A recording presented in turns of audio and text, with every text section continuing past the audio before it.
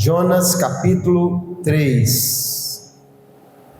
Muito bem, verso 1 diz assim: a palavra do Senhor veio a Jonas pela segunda vez, dizendo: levante-se, vá à grande cidade de Nínive e pregue contra ela a mensagem que eu lhe darei.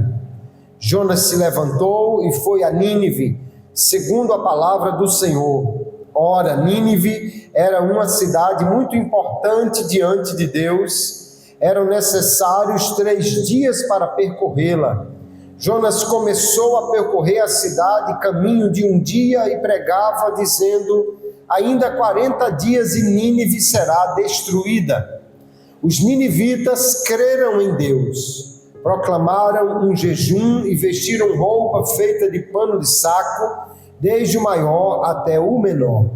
Quando esta notícia chegou ao rei de Nínive, ele se levantou do seu trono, tirou os trajes reais, cobriu-se de pano de saco e sentou-se sobre cinzas, e mandou proclamar e divulgar em Nínive o seguinte: por mandado do rei e dos seus nobres, ninguém, nem mesmo os animais, bois e ovelhas, pode comer coisa alguma, não lhes deem pasto, nem deixe que bebam água. Todos devem ser cobertos de pano de saco, tanto as pessoas como os animais. Então clamarão fortemente a Deus e se converterão cada um do seu mau caminho e da violência que há nas suas mãos. Quem sabe, talvez Deus se volte e mude de ideia, e então se afaste do furor da sua ira, para que não pereçamos.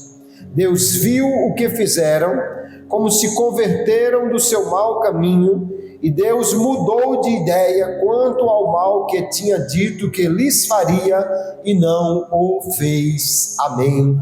E graças a Deus por sua palavra. Vamos orar agradecendo ao Senhor por esta palavra. Querido Pai, nós te louvamos, somos gratos a Ti, Senhor, por tão rica oportunidade de estarmos reunidos na Tua casa para aprender de Ti e da Tua palavra. Somos gratos por esta palavra, Senhor, que nos alimenta, que nos corrige, que nos orienta, que nos dá, Senhor, da Tua parte a direção para a nossa vida. Agora fale conosco nesta noite, por Teu Espírito Santo, capacite-nos, use-nos, e que o Teu nome seja glorificado e o Teu povo seja edificado por meio desta palavra, Senhor. Continua nos conduzindo em tudo por Teu Espírito para a Tua glória. Nós te pedimos assim e já te agradecemos por tudo no nome de Jesus. Amém e amém, graças a Deus. Pode sentar, querido irmão, deixe sua Bíblia aberta no texto aí de Jonas capítulo 3,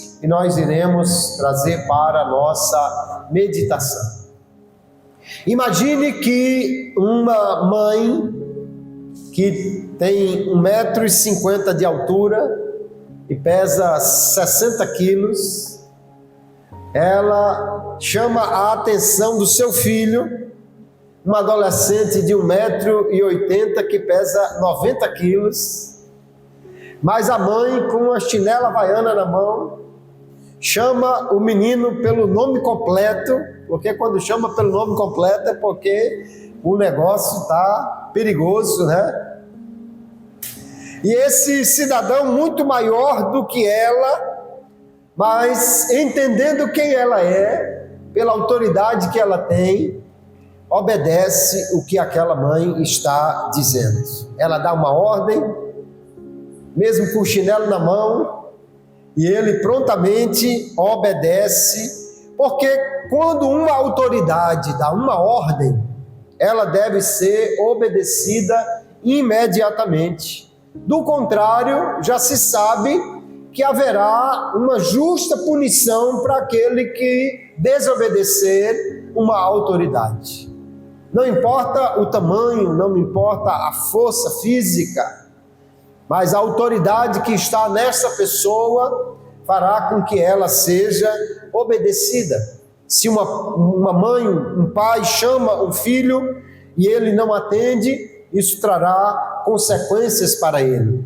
Se alguém vai no trânsito e o guarda de trânsito pode ser um guarda bem magrinho, bem baixinho, mas se o guarda de trânsito apita, se alguém não obedecer, haverá punição, consequências. Se alguém recebe a intimação de um juiz e não atende, haverá consequências. Se um funcionário recebe uma ordem do patrão e não obedece, vai trazer também consequências. Toda autoridade deve ser obedecida, do contrário, isso trará consequências para aquele que não obedece.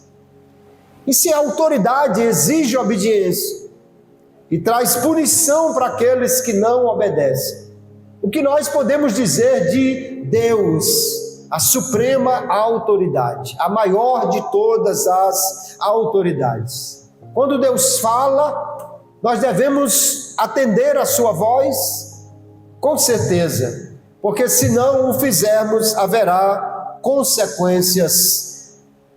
E nós vamos olhar o texto de hoje e ver a história de um profeta muito conhecido. Todo mundo aqui conhece a história do profeta Jonas. É uma das histórias preferidas desde a época do departamento infantil.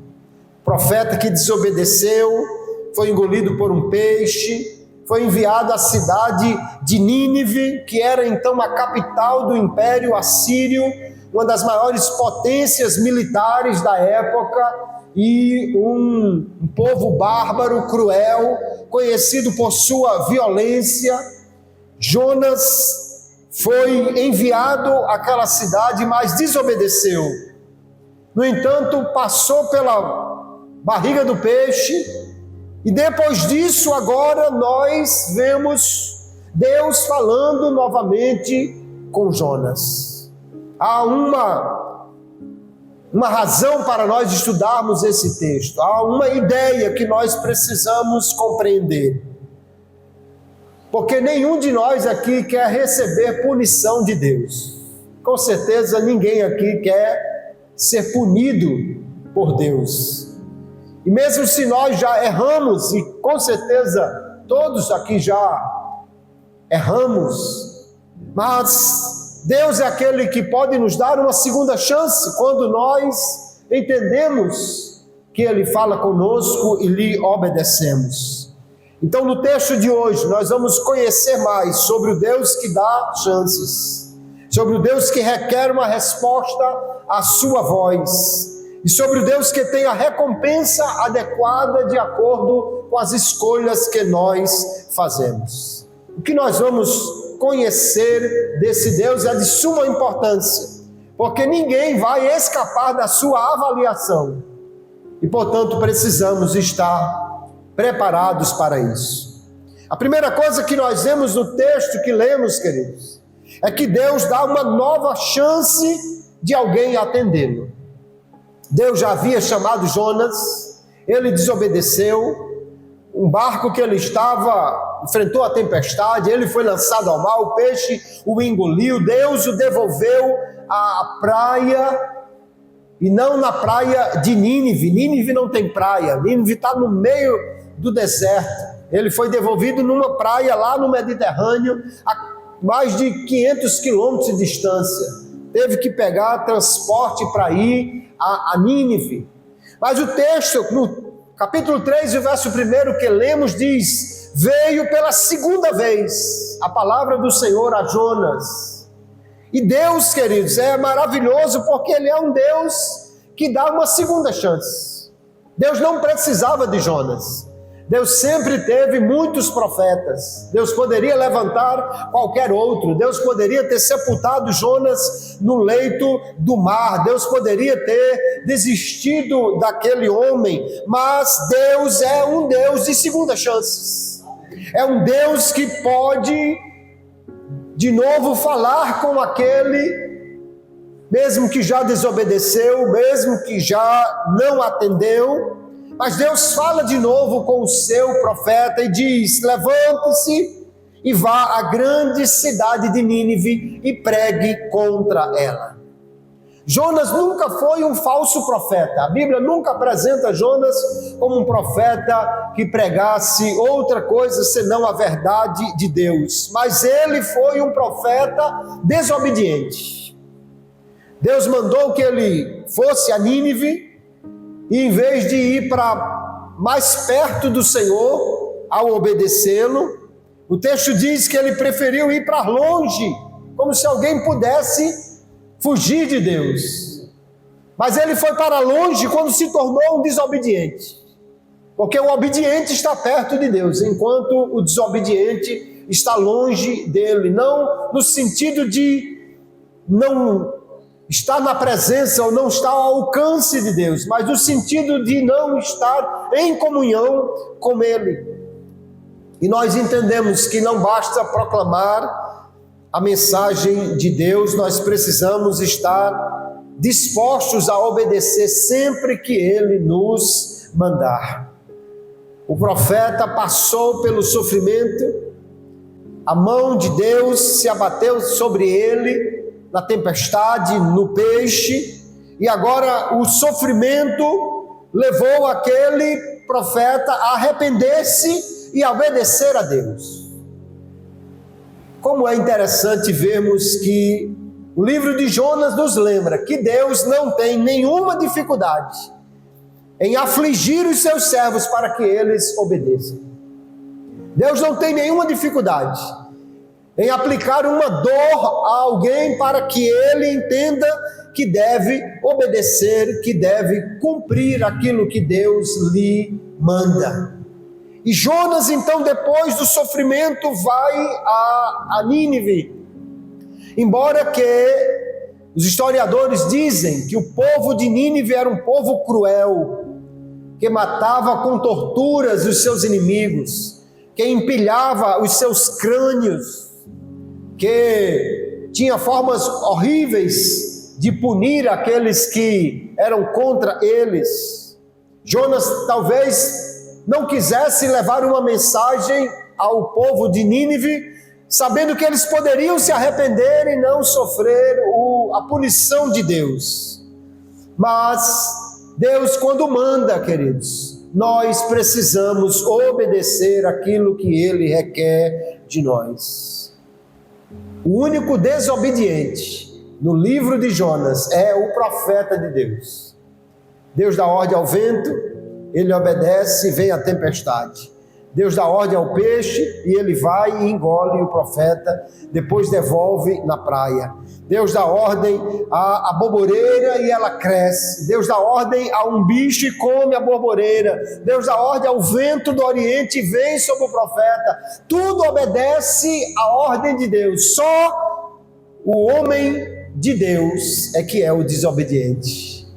Que tragédia! Aquele que mais devia conhecer a Deus e obedecê-lo é exatamente o único que questiona, que se revolta, que ignora, que tenta fugir para longe. Mas Deus, queridos irmãos, é um Deus de segunda chance.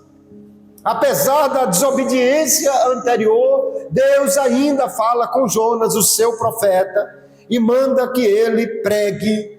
Isso mostra a misericórdia e a persistência de Deus em buscar mesmo aquele que é desobediente.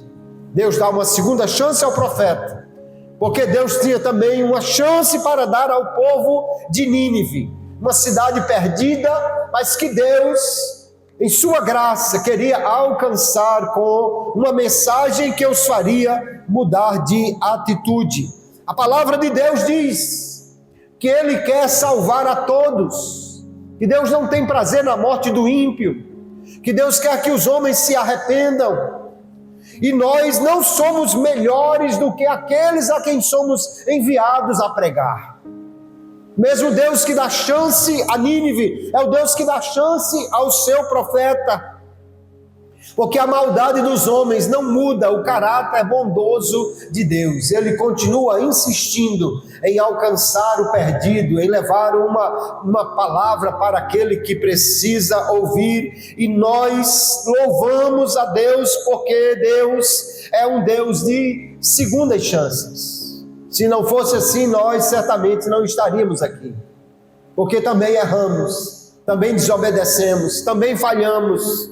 Mas Deus é aquele que restaura, é aquele que usa, mesmo aquele que já tropeçou, Ele levanta, Ele capacita, Ele chama de novo, concede uma nova oportunidade, lhe dá uma nova chance. Louvamos a Deus, porque Ele é o Senhor que dá essa chance àquele mesmo que desobedece a Ele, mas depois se arrepende. O grande pregador Charles Spurgeon disse que todo crente ou é um missionário ou é um impostor, porque nós todos temos uma missão de sermos testemunhas do Senhor, de realizar a sua obra de muitas maneiras. Para cada um de nós, queridos, Deus tem um chamado. Deus chama uns para pregar, outros para cantar, outros para ajudar em diversas obras, outros para o ministério da oração, da intercessão. Deus chama outros para ir de casa em casa, chama outros para atender aos necessitados, mas Deus chama cada um de nós para fazer algo para Ele. Deus só não nos chama para ficarmos de braços cruzados. Ele tem um chamado para cada um de nós. Você pode não saber ainda qual é o seu chamado, mas eu posso lhe garantir, Deus tem um chamado para cada um, e certamente se você se dispuser, se você disser eis-me aqui, e estiver disposto a obedecer, Deus lhe conduzirá a fazer a sua obra de alguma maneira, porque todos nós devemos obedecer quando Deus nos chama. Nós valorizamos muito a pregação, valorizamos muito os ministérios que se exercem no púlpito, mas Deus tem um chamado para cada um de nós. Há pessoas que não aparecem no microfone, mas tem um chamado para a intercessão que Deus ouve e que provoca grandes obras na vida das pessoas. Eu conheci um homem, já falei da sua história aqui. Seu nome era Valdir, ele já partiu para a glória, mas ouvi o seu testemunho, contando de uma época que era usuário de drogas, de uma maneira de consumir altas doses, vivia como um alucinado, se cortava fazendo a barba, tentando matar as aranhas que via no rosto em alucinação com o aparelho de barbear. Vivia com medo de que alguém denunciasse, soubesse que ele utilizava drogas. Mas ele tinha uma mãe crente que orava por ele, que dobrava o joelho na sala da casa, de noite, de madrugada, e intercedia por seu filho Valdir. Uma noite, num momento que estava tomado pelas drogas, ele foi até a Praia do Meio, lá em Natal, onde tem aqueles arrecifes, aquelas pedras. A maré estava baixa, ele vai até as pedras, e de lá fica gritando para dentro do mar, dizendo: Deus, se você existe, apareça, mostre sua cara e vá embora. E ali, gritando coisas contra Deus. Mas quando ele se voltar para a areia, de longe ele vê escrito na areia da praia: eu te amo e te perdoo, procure sua mãe. Deus, de alguma maneira, escreveu ou fez com que ele visse aquela mensagem escrita na areia. E ele disse que dali marchou para a casa da sua mãe. E quando chegou no jardim da casa, escutou alguém orando na sala da casa. Era sua mãe intercedendo por ele. Ele chamou, ela atendeu, e ali no jardim caiu de joelhos e aceitou a Jesus como seu Salvador. No tempo que eu o conheci, dava esse testemunho nas igrejas, mostrando a libertação que Deus fez na sua vida, por causa da intercessão da sua mãe, entre outras coisas. Era um agente da graça de Deus, intercedendo por ele ali. Então Deus tem muitos chamados para nós, queridos. Alguém pensa que somente no púlpito pode exercer o seu chamado. Jonas foi chamado para pregar, mas talvez o seu chamado seja outro. No entanto, Deus nos chama para que nós sejamos obedientes e façamos aquilo que Ele requer de nós. Em sua misericórdia, Deus dá uma nova chance ao profeta e também um novo tempo para Nínive se arrepender. E o texto nos diz que Jonas se levantou e foi à cidade de Nínive, uma cidade que demorava-se 3 dias para percorrê-la. E ele começou dentro daquela cidade dizendo: dentro de mais 40 dias, Nínive será destruída. O profeta prega, e nós vemos que a palavra de Deus vai exigir uma resposta daqueles que a ouvem. Quando Deus fala, Ele quer uma resposta. A palavra de Deus diz que Jonas pregou. Jonas levou a mensagem contra a cidade. E o texto nos diz, queridos, que a cidade, os ninivitas, aí no verso 5, eles creram em Deus. Eles ouviram a proclamação da mensagem de juízo e eles creram em Deus. Eles entenderam que a mensagem era séria e que Deus, dentro de 40 dias, destruiria aquela cidade se eles não mudassem, porque a eficácia da pregação não está no mensageiro, mas está no poder do Deus cuja palavra nós proclamamos. A palavra de Deus é poderosa. Isaías capítulo 55, verso 10 em diante, Deus diz: porque assim como a chuva e a neve descem dos céus e para lá não voltam sem que primeiro reguem a terra e a fecundem e a façam brotar para dar semente ao semeador e pão ao que come, assim será a palavra que sair da minha boca, não voltará para mim vazia, mas fará o que me apraz e prosperará naquilo para que a designei. A palavra de Deus não volta vazia. Quando pregamos esta palavra, ela toca nos corações, ela alcança as almas.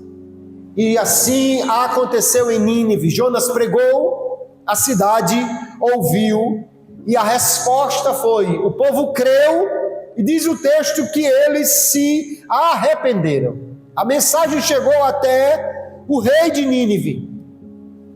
E é interessante porque, a princípio, Jonas recebeu uma palavra dizendo: levante-se e vá à cidade de Nínive. Ele não quis obedecer da primeira vez, só obedeceu da segunda. Mas quando a palavra chegou ao coração do rei de Nínive, o texto diz: ele levantou-se e se colocou em arrependimento e humilhação diante de Deus. A resposta dos ninivitas é exatamente a resposta que Deus sempre requer daqueles que ouvem a sua palavra. No segundo livro das Crônicas, capítulo 7, o verso 14, Deus diz que quando Ele trouxesse punição ao seu povo por desobediência, mas Ele diz: e se o meu povo, que se chama pelo meu nome, se humilhar e orar e buscar a minha face e se converter dos seus maus caminhos, então eu ouvirei dos céus, perdoarei os seus pecados e sararei a sua terra. Deus requer uma resposta de fé, de obediência, de arrependimento, quando a sua palavra é proclamada, mas nem sempre isso aconteceu, mesmo no meio do povo de Deus. Nós vamos ver que muitas vezes o povo não quis obedecer. No segundo livro dos Reis, capítulo 17, nós vamos ver Deus dizendo no verso 13: e o Senhor protestou a Israel e a Judá pelo ministério de todos os profetas e de todos os videntes, dizendo: convertei-vos dos vossos maus caminhos, guardai os meus mandamentos, os meus estatutos, conforme toda a lei que ordenei a vossos pais e que vos enviei pelo ministério de meus servos os profetas. Porém não deram ouvidos, antes endureceram a sua cerviz como a cerviz dos seus pais, para não crerem no Senhor seu Deus. Quando Deus proclama a sua palavra, queridos, por meio dos profetas, por meio dos pregadores, ou de muitas formas. Deus quer que haja uma resposta, e a resposta adequada é arrependimento, mudança, obediência àquilo que Ele nos diz. Por quê? Porque a fé verdadeira leva à ação, a uma atitude. Quem diz que crê, mas não muda, não crê. Quem diz que crê, mas não toma uma atitude, não crê. Quem diz que crê, mas não faz nada, não crê. Porque aquele que crê, obedece. Aquele que crê, responde. Aquele que crê, age, muda, entende que é Deus que está falando com ele.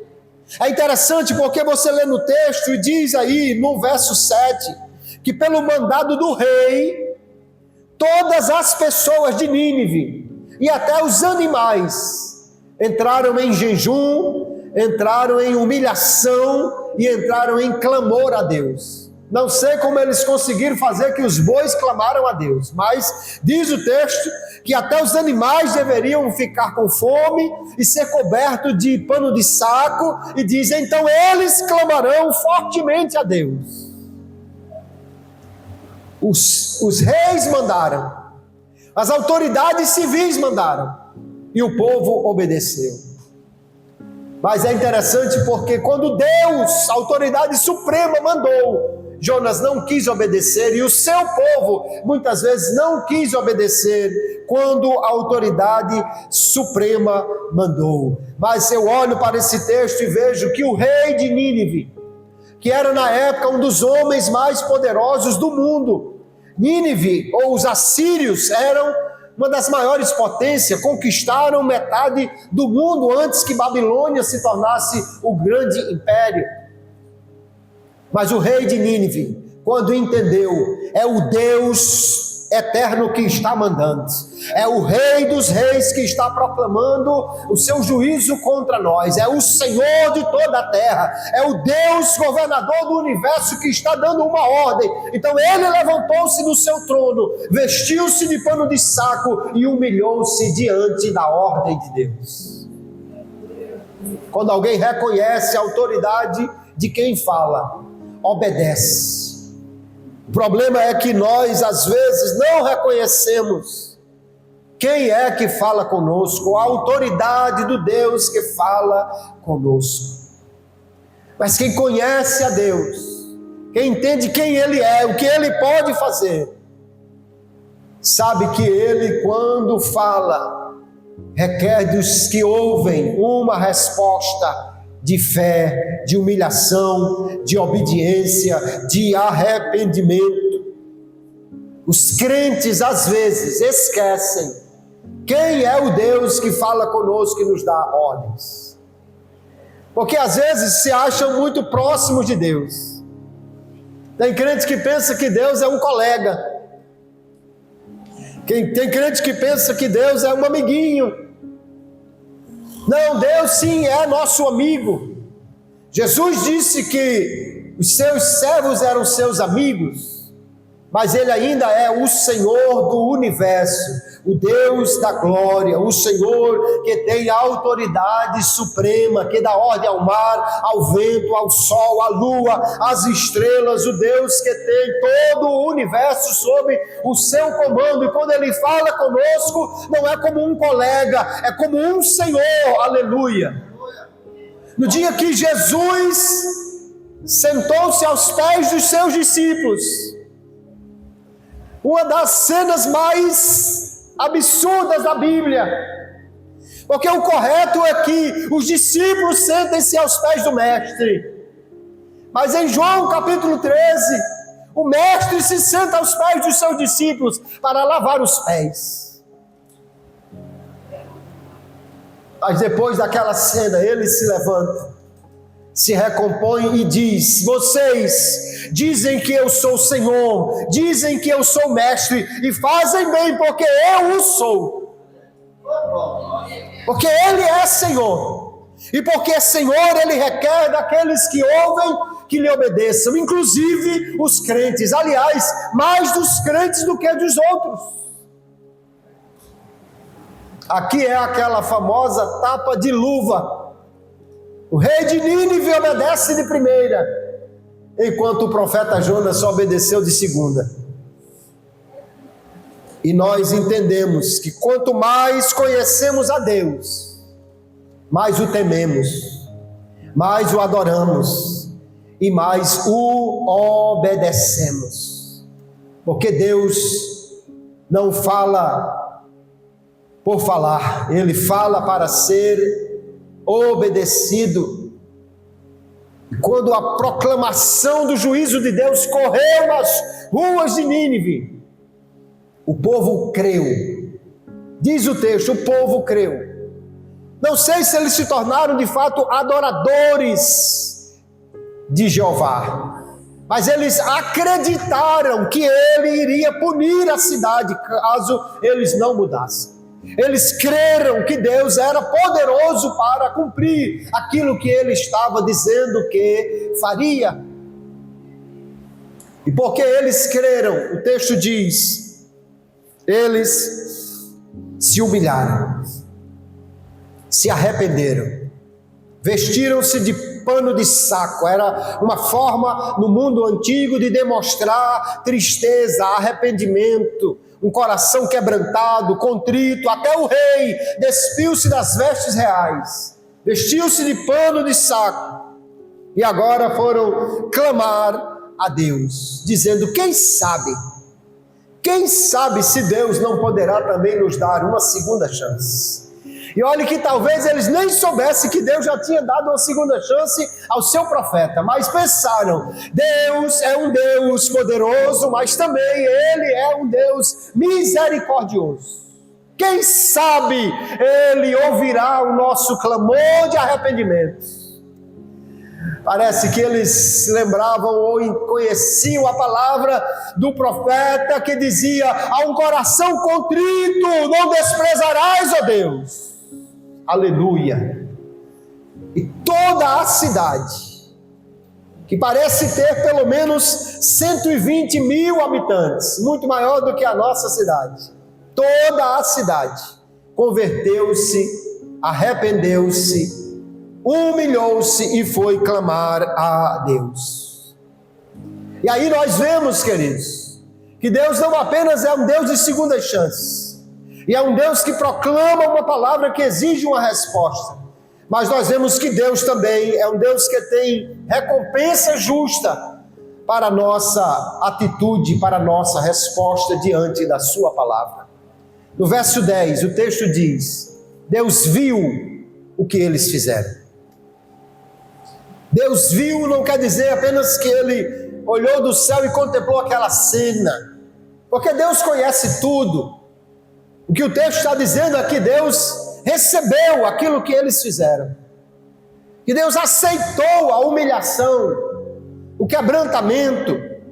E o texto diz então que Deus revogou a sua sentença, porque eles se converteram, porque eles mudaram, porque eles se humilharam, porque eles se arrependeram. O texto diz: Deus se arrependeu. Em algumas versões, na Nova Almeida diz: Deus mudou de ideia e não fez mais o mal que disse que ele faria. Deus revogou a sentença, porque viu a humilhação, viu o arrependimento, identificou a atitude nova do povo de Nínive, que comprovava a sua mudança, a sua fé, o seu quebrantamento. E agora o texto diz: Deus se arrependeu, Deus mudou de ideia. Mas como é que pode isso, pastor? Que a Bíblia diz que Deus não se arrepende, que Deus não muda. Malaquias 3:6, Deus diz: eu, o Senhor, não mudo, por isso vós, ó filhos de Judá, não sois destruídos. Lá em Números, o profeta já entendeu que Deus não é o homem para que minta, nem o filho do homem para que se arrependa. Como é que Deus se arrependeu? O fato de Deus arrepender-se aqui é a dificuldade no nosso idioma para compreender o que ele de fato fez. Arrependimento aqui não quer dizer que Deus pensou e disse: eu não devia ter feito isso. Não, arrependimento quer dizer que houve uma mudança da disposição de Deus em relação àquele povo, ou que houve a anulação de um tratamento prévio que Deus tinha com eles, como consequência da mudança que houve no coração deles. E todas as vezes que Deus diz, que a palavra de Deus diz no Antigo Testamento que Deus arrependeu-se, essa palavra está no texto original numa voz passiva, quer dizer que Deus é que sofre a ação do verbo, significa que não foi Deus quem mudou, foram os homens de Nínive que mudaram, mas Deus tem uma forma certa de tratar o que não se arrepende, e tem uma outra forma de tratar aquele que se quebranta, que se arrepende e que obedece a Ele. Segundo o livro de Pedro, segunda epístola, capítulo 3, o verso 9, nos diz que Deus não retarda a sua promessa, mas é longânimo para convosco, não querendo que ninguém se perca, senão que todos venham a arrepender-se. Deus muda de ideia, porque na realidade Deus sempre quer que o homem se arrependa. E quando o homem se arrepende, Deus o trata de forma diferente de quando ele está em desobediência, em rebeldia. O impenitente, o que não se arrepende, tem um tratamento diferente daquele que se humilha, se quebranta e se arrepende diante de Deus. Por causa das ações penitentes do povo de Nínive, Deus deixou de castigá-lo como havia ameaçado. Na realidade, não foi Deus que mudou, foram os ninivitas que mudaram. O povo cruel se arrependeu, o povo pecador creu em Deus. Aqueles que não serviam a Deus agora passam a clamar a Ele, arrependidos, com o coração quebrantado e contrito, que chega ao coração de Deus, porque na realidade Deus já havia anunciado isso por meio dos seus profetas. Jeremias capítulo 18, o verso 7 em diante, Deus disse assim: no momento em que eu falar contra uma nação e contra um reino, para arrancar e para derrubar e para destruir, se a tal nação contra a qual falar se converter da sua maldade, também eu me arrependerei do mal que pensava fazer-lhe.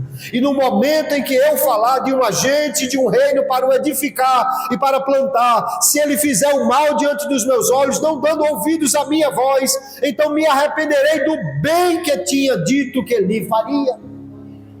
Porque Deus é justo, queridos, em recompensar aqueles que ouvem a sua palavra. Os que obedecem terão como recompensa a graça, a misericórdia, a bênção de Deus. E aqueles que não obedecem, não ouvem, terão como recompensa o juízo, o castigo, a punição de Deus. Todo mundo gosta de misericórdia.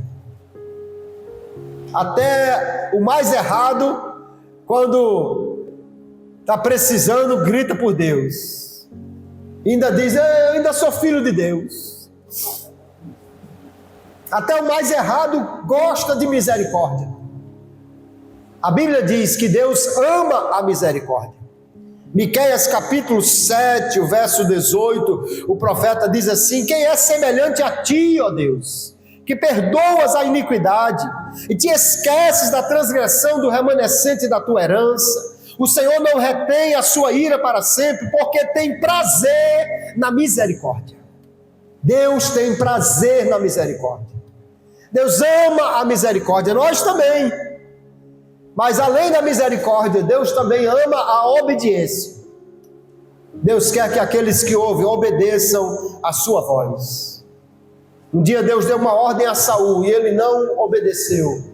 E quando Samuel vai confrontá-lo, no primeiro livro de Samuel, capítulo 15, daquele verso 22, tão conhecido nosso, quando o profeta diz: o Senhor tem mais prazer em holocaustos do que em que se obedeça a sua palavra. E ele diz: não, eis que o obedecer é melhor do que o sacrificar, e o ouvir é melhor do que a gordura de carneiros. Deus prefere a obediência, a adoração, a serviço. Nós precisamos entender que quando Deus fala conosco, ele requer uma resposta.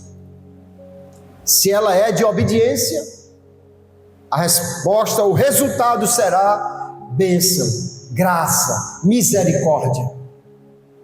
Mas se a resposta for de desobediência, o resultado será bem diferente. Eu conheço um homem de uma família cristã que praticamente toda a sua vida esteve na igreja, casou na igreja com uma mulher crente. Deus abriu portas de trabalho, uma depois da outra, cada uma melhor, o fez prosperar. E na casa de Deus, ele recebeu convites, oportunidades de servir, de trabalhar, mas infelizmente em seu orgulho desprezou esse chamado e viveu insistentemente em desobediência. E o resultado, Deus tirou seu emprego, Deus tirou sua liberdade, Deus tirou sua prosperidade, e até hoje ainda o conheço, paga um alto preço por sua desobediência. Olhamos para o profeta Jonas e entendemos uma coisa, queridos: obedecer a Deus pode custar caro, mas desobedecer custa muito mais. E aqui nós entendemos que podemos escolher como respondemos a palavra de Deus. Só não podemos evitar as consequências dessa escolha. Se escolhermos obedecer, o resultado será maravilhoso. Mas se escolhermos desobedecer, o resultado virá, porém não será nada bom. Vivemos um tempo difícil. Vivemos um tempo difícil para quem é crente, inclusive. Porque nós vivemos na era da desobediência movida pela impunidade. Vivemos numa época em que as pessoas querem fazer do jeito que querem, do jeito que desejam, ignoram a autoridade. Pessoas até mesmo investidas de autoridade e conhecedoras dela passam por cima da lei e fazem as coisas do jeito que eles querem, ignoram a autoridade e acreditam que ficarão sem punição. Vivemos uma época que parece que o crime compensa, que a desobediência não traz problemas. Mas quando nós olhamos para a palavra de Deus, entendemos: há um Deus que fala e que exige uma resposta, há um Deus que dá segundas chances, mas um Deus que não continuará indefinidamente demonstrando misericórdia àquele que não reconhece a sua autoridade e não o obedece. Mesmo os crentes, o povo de Deus, muitos de nós vivemos descuidados com a nossa missão, descuidados com o nosso chamado, daquilo que Deus quer que nós façamos. Quantos crentes há desobedientes àquele que chamam de Senhor, e que, como Jonas, preferem outro caminho, que não seja o caminho da obediência, que não seja o caminho de levantar-se e fazer aquilo que ele quer. Mas no texto de hoje nós descobrimos, queridos irmãos, Deus é um Deus de segundas chances, e glória a Deus por isso, glória a Deus por isso, porque Ele dá chance aos desobedientes para mudar, Deus dá chance aos rebeldes para mudar, Deus dá chances àqueles que ouvem e parece que não é ninguém que está falando com eles, de entender e de fazer aquilo que Ele quer.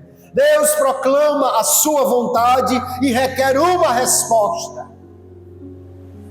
De acordo com a resposta, Deus trará recompensas justas, de bênção ou de punição. E o que nós precisamos pensar ao ouvir esta palavra é: qual a nossa resposta diante da palavra de Deus? O que faremos? Nos humilharemos? Nos quebrantaremos? Clamaremos a Ele? pediremos uma segunda chance e então seremos obedientes. Ou nós continuaremos ignorando a voz do Senhor que nos fala, que nos chama, que nos corrige. Deus nos chamou para sermos suas testemunhas, mas muitos crentes nunca assumiram o seu papel de testemunha de Cristo. E testemunha não é só aquela que fala, testemunha é aquela que vive.